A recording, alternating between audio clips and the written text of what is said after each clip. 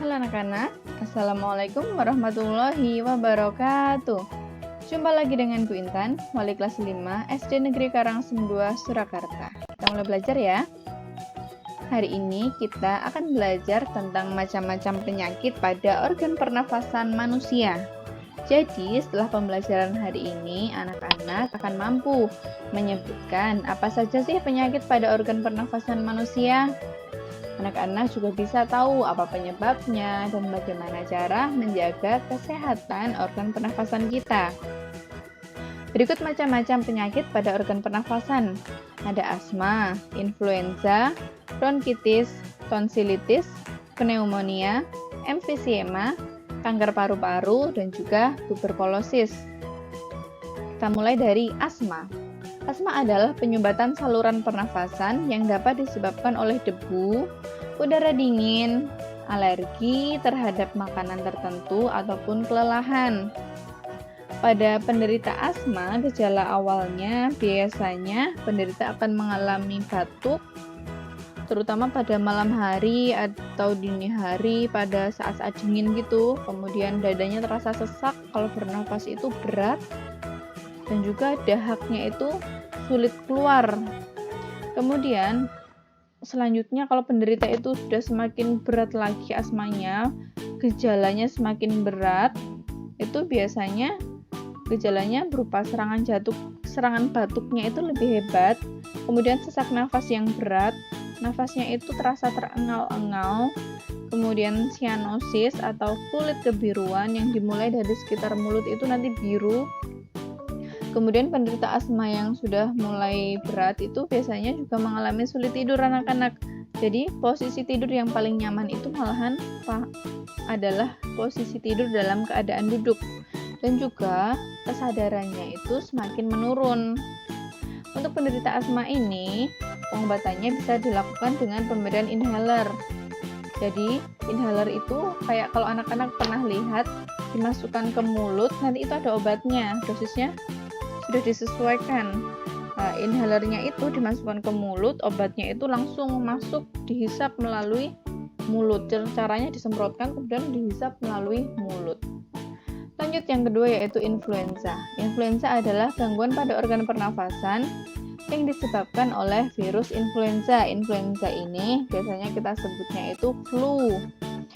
Gejala penyakit ini biasanya sakit kepala, demam, penciumannya itu menurun, susah cium bau, kemudian hidungnya tersumbat oleh lendir atau yang sering kita sebut dengan pilek. Badan terasa letih, lesu, capek terus rasanya. Kemudian nafsu makannya berkurang. Untuk penyembuhannya sendiri dengan apa? Ya, dengan resep dokter. Kemudian menjaga kesehatan, meningkatkan daya tahan tubuh dengan mengkonsumsi makanan bergizi, terutama vitamin C itu bisa menjaga kondisi tubuh kita, bisa meningkatkan daya tahan tubuh kita. Yang ketiga yaitu bronkitis. Bronkitis adalah gangguan pada cabang batang tenggorokan atau peradangan pada saluran bronkus yang disebabkan oleh infeksi. Biasanya infeksi ini merupakan infeksi virus ya. Kemudian gejalanya sendiri yaitu batuk berdahak, demam, dan sesak nafas. Untuk pengobatannya sendiri, penyakit bronkitis dianjurkan untuk minum obat sesuai dengan resep dokter. Istirahat yang cukup, nggak boleh capek-capek, kemudian mengkonsumsi makanan yang sehat dan bergizi. Selanjutnya yaitu tonsilitis. Ada yang pernah dengar tonsilitis? Tonsilitis itu biasa kita sebut dengan amandel, sakit amandel. Itu sebenarnya namanya adalah tonsilitis. Tonsilitis ini merupakan peradangan yang terjadi pada amandel atau tonsil yang disebabkan oleh virus atau bakteri. Gejala penyakit tonsilitis itu yaitu membesarnya tonsil dan menimbulkan rasa sakit. Ya.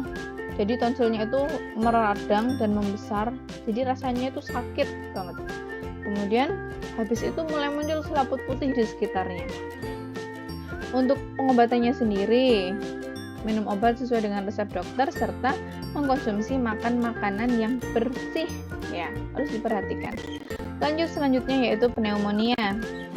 pneumonia adalah peradangan pada bronkiolus dan alveolus karena infeksi bakteri Streptococcus pneumonia, kemudian virus ataupun jamur. Jadi pada penderita pneumonia ini gejalanya yaitu batuk, dahaknya keluar darahnya sampai, kemudian sesak nafas, nyeri dada, dan demam tinggi. Kemudian penyakit pneumonia ini pengobatannya dilakukan dengan minum obat sesuai anjuran dokter dan juga istirahat yang cukup ya anak-anak ya.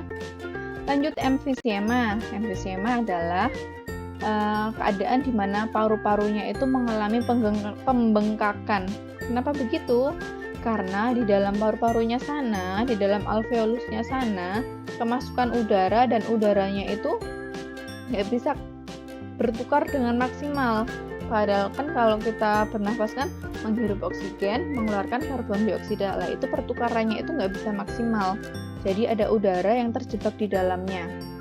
Sehingga karena ada udara yang terjebak itu, biasanya penderita emfisema mengalami sesak nafas yang hebat. Ya karena apa? Karena udara yang terperangkap tadi. Kemudian penyakit emfisema sendiri disebabkan oleh polusi udara dan juga zat-zat yang berbahaya yang ada di dalam rokok. Hati-hati bagi para perokok ya. Kemudian anak-anak yang selanjutnya yaitu kanker paru-paru. Kanker paru-paru adalah pertumbuhan sel-sel kanker pada paru-paru yang tidak terkendali, bahkan bisa menyebar luas sampai ke seluruh tubuh. Penyakit ini disebabkan oleh zat-zat yang berbahaya yang ada di dalam rokok, lagi-lagi rokok ya. Kemudian gejalanya sendiri biasanya batuk terus-menerus sampai jadi batuk darah. Kemudian berat badannya mulai menurun dan juga terasa nyeri di dada. Untuk pengobatan kanker paru-paru sendiri, biasanya penderita kanker paru-paru akan diminta dokter untuk kemoterapi.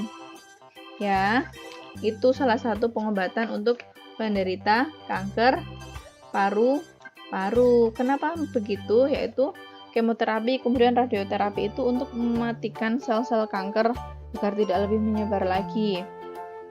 Lanjut, selanjutnya yaitu tuberkulosis atau TBC. Anak-anak pernah dengar TBC? Tuberkulosis atau TBC adalah penyakit paru-paru yang ditandai oleh munculnya bintil-bintil. Jadi di paru-parunya itu ada bintil-bintil pada dinding alveolus dan dapat menyebabkan kematian pada jaringan di sekitarnya. Tuberkulosis disebabkan oleh Mycobacterium tuberculosis. Gejala penyakit ini yaitu penderita akan mengalami sesak nafas sampai terengah-engah, kemudian demam dan keringat yang berlebihan saat malam hari. Dan penderita pada penyakit TBC pun berat badannya biasanya turun sampai mulai kurus gitu. Jadi dan penyakit TBC ini pengobatannya adalah pengobatan yang harus rutin dan nggak boleh terlewatkan. Kalau sekali aja lewat minum obat, jadi pengobatannya harus mulai dari awal lagi gitu ya anak-anak ya. Itu dia macam-macam penyakit pada organ pernafasan. Apa sih yang kita pelajari hari ini? Hari ini kita sudah belajar tentang macam-macam penyakit pada organ pernafasan. Di antaranya ada asma, influenza, bronkitis, tonsilitis, dan pneumonia. Ada juga emfisema, kanker paru-paru, dan juga tuberkulosis. Ada satu lagi tambahan penyakit pernafasan yang ada sekarang yaitu coronavirus atau COVID-19. Itu juga termasuk salah satu penyakit pada organ pernafasan kita karena yang diserang adalah paru-parunya gitu ya anak-anak ya. Oke, ini dia tugas untuk hari ini. Silahkan anak-anak kerjakan tugas berikut dengan teliti dan dengan mandiri. Ingat, tugasnya hari ini berarti kerjakan hari ini juga. Jangan pernah menunda-nunda tugas ya anak-anak. Selamat mengerjakan, tetap semangat, jaga kesehatan. Kelas 5 istimewa. Wassalamualaikum warahmatullahi wabarakatuh.